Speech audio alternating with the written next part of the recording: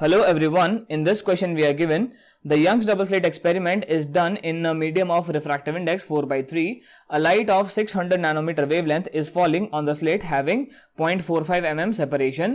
The lower slit S2 is covered by a thin glass sheet of thickness 10.4 micrometers and refractive index given है 1.5. The interference pattern is observed on a plane 1.5 meters from the screen as shown. Find the location of the center maxima on the y-axis. So first part में हमें find करना है find the location of the center maxima on the y-axis. Alright.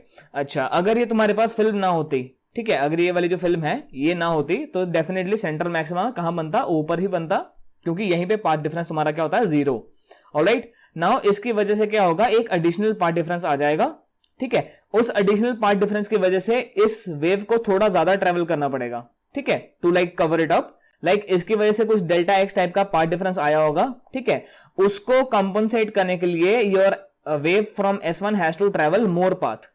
ठीक है, so सबसे पहले तुम्हें पता होना चाहिए what is the path difference due to the slit. ठीक है, अगर किसी स्लिट का थिकनेस होता है t और रिफ्रैक्टिव इंडेक्स होता है म्यू, तो t times mu minus 1 is your like delta x. But क्योंकि तुम्हारा जो सराउंडिंग मीडियम है इट इज नॉट एयर. ठीक है, इट इज गिवन है कि सराउंडिंग मीडियम है का जो रिफ्रैक्टिव इंडेक्स है इट इज 4/3. ऑलराइट, तो इस फॉर्मूला को थोड़ा सा मॉडिफाई कर लेंगे. This will be t times mu of your glass upon mu of the medium minus 1. ठीक है, so this is the path difference created due to this slit. Alright, and this should be equal to dy/d. Alright, I hope ये तुम्हें पता होगा मैंने कैसे लिखा है. तुम्हें पता होना चाहिए. लेट्स से तुम्हारे पास ये दो पाथ्स है. सो यहां से तुम परपेंडिकुलर ड्रॉप करते हो, ये एंगल मानते हो थीटा. ठीक है, सो ये d होता है. So the path difference this one comes out to be as d sin theta. और तुम sin थीटा को रिप्लेस कर सकते हो एज, अगर ये तुम्हारा कोऑर्डिनेट है y और ये डिस्टेंस दोनों के बीच का है तुम्हारे पास d. ठीक है, सो तुम y/d से उसको रिप्लेस कर सकते हो. ठीक है, तो ये वहां से आता है. Anyways let us proceed. So तुम्हें इस चीज को सॉल्व करना. So what is the thickness given, thickness है 10.4 माइक्रोमीटर्स. सो 10.4 इंटू 10⁻⁻�6 ये मीटर्स में आ जाएगा. Mu of the glass given है तुम्हारे पास 1.5. सो 1.5 अपॉन 4/3, तो 3 को ऊपर लेके चले जाओ एंड -1 यहाँ पे ले आओ. That should be equal to, now what is your small D. Small D तुम्हें यहाँ पे गिवन है कि जो स्लिट का सेपरेशन है that is 0.45 mm. So this will be 0.45 into 10⁻⁻3. ठीक है, times y upon the capital D. Capital D कितना है, capital D also we are given कि जो सेपरेशन है between the slits and the walls is 1.5 metres. So 1.5 हम यहाँ पे डायरेक्टली लिख देंगे. ऑलराइट, आई होप ये सारी चीजें तुम्हें समझ में आ रही होंगी. तो इसको सॉल्व कर लेते हैं. सो यहाँ पे तुम्हारे पास क्या आएगा, 10.4 मल्टीप्लाई बाय 1.5 अपॉन 4.5 एंड तुम्हारे पास यहाँ पे -3 है और यहाँ पे 3 आ जाएगा. सो इंटू 10⁻⁻3 है. ऑलराइट, तुम्हें पता है 15 3 45 होता है. So 4.5 minus 4 upon 4, so that will be 0.5 upon 4. ठीक है, कुछ नहीं किया, एलसीएम लिया. This should be equal to your y. Alright, और यहाँ पे भी तुम 15 3 45 लिख सकते हो. और क्या क्या चीजें कैंसिल होती हैं, ये 4 2 8 है ना, और 4 6 24. सो 2.6 आ जाएगा यहाँ पे. सो 2.6 मल्टीप्लाई बाय 0.5 यानी कि 2.6 का हाफ. ठीक है, दैट इज 1.3. ठीक है, अपॉन 3 ये तो हम नहीं भूलेंगे, इंटू 10⁻⁻3 है. Alright, so this should be equal to, तुम्हें पता होगा 3 4 12 होता है. ठीक है, सो 4 पॉइंट और 3 इंटू 10⁻⁻ मीटर्स आ जाएगा. ठीक है, लाइक अप्रोक्सीमेट कर लो. So this is your position where your maxima is formed. ठीक है, सेंट्रल मैक्सिमा. एंड डेफिनेटली ये जो पोजीशन होगा वो डाउनवर्ड डायरेक्शन में ही होना चाहिए. ठीक है, टू बी प्रिसाइज अगर मेरे को यहाँ पे ये एक्सप्रेशन लिखना है, सो मैं यहाँ पे एक नेगेटिव साइन जरूर डाल दूंगा.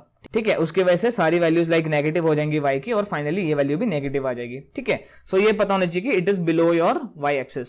सो ये पता होना चाहिए कि this point lies below the x axis. ठीक है, not above the x axis. ठीक है, तो कुछ यहाँ पे लाई करेगा, यहाँ पे तुम्हारे पास सेंट्रल मैक्सिमा आएगा.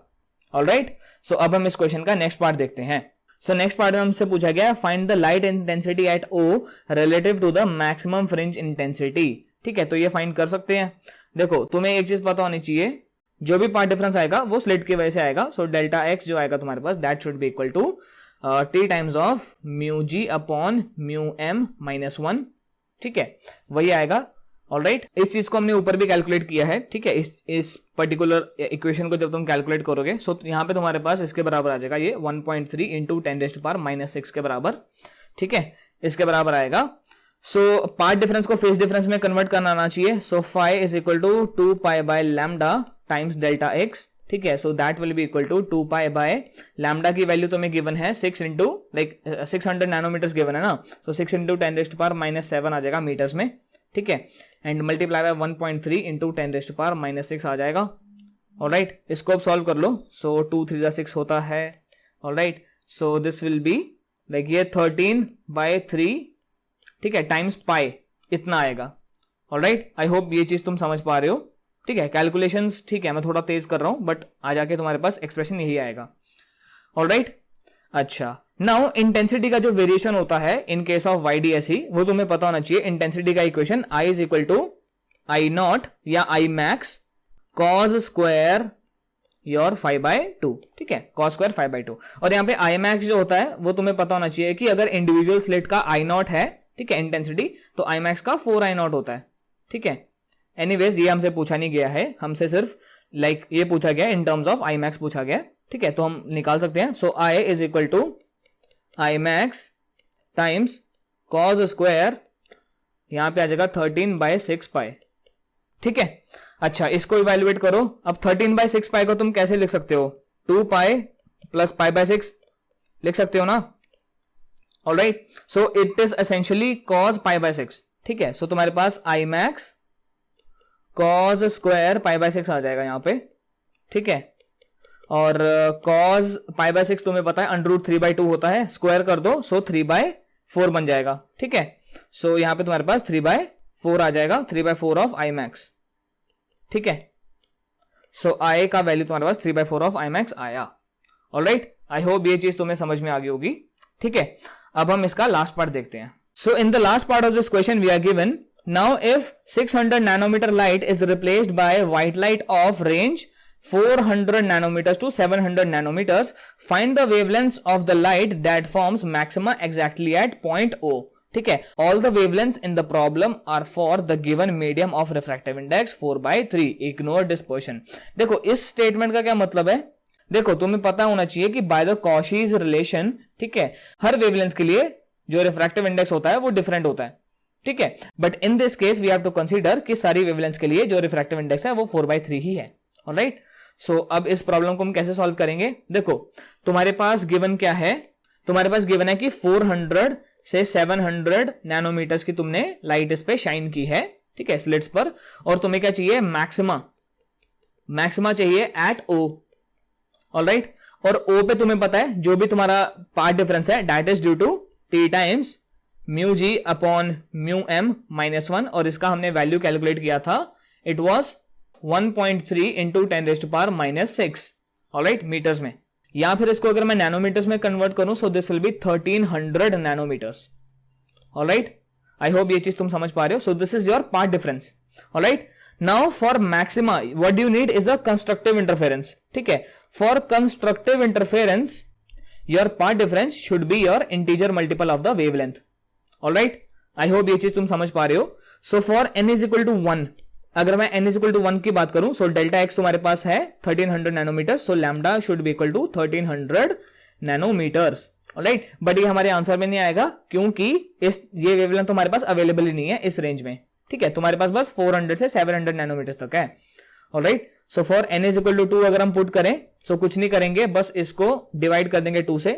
सो for n is equal to 2, so delta x जो आएगा that should be equal to 2 lambda, so lambda should be equal to 1300 upon 2, ठीक है। So that comes out to be 650 nanometres. Alright, और ये wavelength हमारे पास available है, so definitely ये तुम्हारे पास मैक्सिमा फॉर्म करेगा एट द O पॉइंट, ठीक है। अगर मैं बात करूं n इज इक्वल टू 3 के लिए, so delta x should be equal to 3 lambda, ठीक है। सो यहां से तुम्हारे पास lambda should be equal to 1300/3, so ये अप्रोक्सीमेटली आएगा 433.34 नैनोमीटर्स के अप्रोक्सीमेटली, ठीक है। और ये वेवलेंथ भी हमारे पास अवेलेबल है। अगर मैं बात करूं n इज इक्वल टू 4 के लिए, so delta x should be equal to 4 lambda, so यहां से लैम्डा किसके बराबर है? Delta x by 4, 1300 upon 4, so वो किसके बराबर आएगा? यहाँ तो 650 यहाँ पे तुमने निकाला था ना, इसका डिवाइड बाय 2 कर दो, ठीक है, एक ही बात है। ऑलराइट, सो ये तुम्हारे पास किसके बराबर आया, 325 नैनोमीटर्स। ठीक है, ये अवेलेबल नहीं है तुम्हारे पास। ठीक है, क्योंकि लोअर लिमिट क्या है तुम्हारे पास, lower limit is 400 nanometers. Alright, so ये वो दो वेवलेंथ्स हैं जो तुम्हारे पास मैक्सिमा फॉर्म करेंगी। ऑलराइट, आई होप ये क्वेश्चन तुम्हें समझ में आ गया होगा। अगर वीडियो पसंद आया तो प्लीज लाइक करो, चैनल को प्लीज सपोर्ट करो बाय शेयरिंग एंड सब्सक्राइबिंग। हम 1000 सब्सक्राइबर से जस्ट थोड़ा ही पीछे हैं। ठीक है, अभी हम 700 मिड्स में हैं। Alright, so kindly help me in achieving this milestone. And तुम अपने कमेंट्स में जरूर अपने सजेशंस दे सकते हो। कुछ नया चैप्टर वगैरह स्टार्ट करना है तो प्लीज तुम मुझे बता सकते हो। I try my best to fulfil your needs. Alright, so मिलते हैं नेक्स्ट वीडियो में। Till then take care and keep learning.